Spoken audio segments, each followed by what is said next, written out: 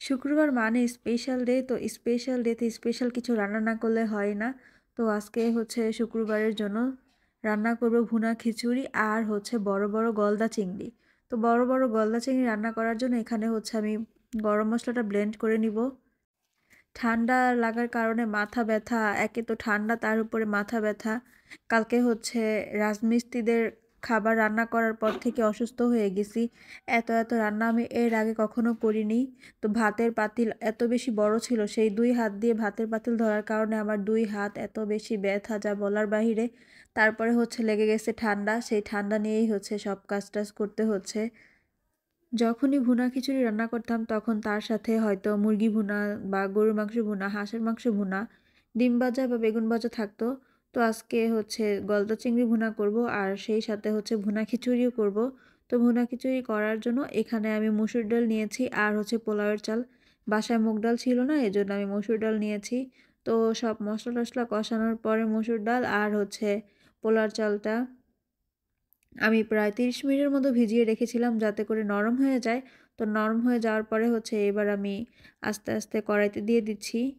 চাল আর ডালটা ভালো মতো কষানো শেষ। এবার হচ্ছে আমি 1 গ্লাস কুসুম গরম পানি দিয়ে দিব। তারপরে হচ্ছে অন্যদিকে চিংড়ি মাছ রান্নার প্রসেস শুরু হচ্ছে। তো আমি এখানে হলুদ মরিচের গুঁড়া তারপর লবণ দিয়ে প্রায় 10 মিনিটের মতো রেখে দিব। 10 মিনিট পরে এবার হচ্ছে আমি চিংড়ি মাছগুলো ভেজে নিব। এর আগে আমি সবসময় কষিয়ে রান্না করেছি। তো আজকে হচ্ছে চিংড়ি মাছগুলো ভেজে রান্না করব। আমার শ্বশুরবাড়িতে যখন চিংড়ি মাছ রান্না হয় তখন হচ্ছে চিংড়ি মাছের পেটের মধ্যে শলা থাকে, সেই শলা দিয়ে তারপরে হচ্ছে সোজা করে রাখা হয় যাতে মাছটা ছোট না হয়ে যায়। তো এখানে যেহেতু গলদা চিংড়িগুলো অনেক বেশি বড় ছিল এজন্য আমি কোনো ধরনের শলা ইউজ করি নাই। আর চিংড়ি মাছগুলো থেকে এত সুন্দর ঘ্রাণ আসতেছিল, মন চায় আমি এখনই খেয়ে ফেলি। তো এখানে চিংড়ি মাছগুলো ভাজা শেষ। এবার হচ্ছে আমি একটা প্লেটে উঠিয়ে নিচ্ছি। তারপরে যে অবশিষ্ট তেলগুলো থাকে সেই তেলের মধ্যেই হচ্ছে আমি চিংড়ি মাছটা রান্না করব। চিংড়ি ভুনা করার জন্য এখানে আমি পেঁয়াজ বাটা দিয়ে দিলাম। তারপরে দেখলাম যে তেল দেখা যাচ্ছে না, এরপর একটু তেল দিয়ে দিলাম। তারপরে হচ্ছে শুকনা মরিচ বাটা, এখানে আমি কোনো ধরনের শুকনা মরিচ গুঁড়া দিব না, তাই শুকনা মরিচ বাটা দিলাম। তারপরে আদা রসুন বাটা দিয়ে দিলাম। আদা রসুন বাটা দেওয়ার পর একটু হলুদ গুঁড়া দিলাম। সব মশলা দেওয়ার পর মনে পড়লো যে আমি মশলাতে লবণ দিতেই ভুলে গিয়েছিলাম, তারপর লবণ দিলাম।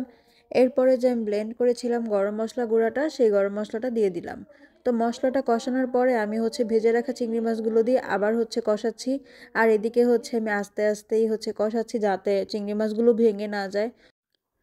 এদিকে হচ্ছে আমি আরেকটু পানি দিয়ে তারপরে হচ্ছে ঢেকে রাখবো প্রায় 10 মিনিটের মতো।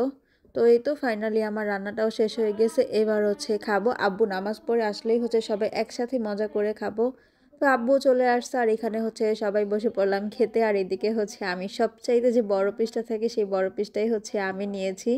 এরপরে হচ্ছে বিসমিল্লাহ বলে খাচ্ছি। আলহামদুলিল্লাহ অনেক বেশি ভালো ছিল আজকের দিনটা। সবাই ভালো থাকবেন। আল্লাহ হাফেজ।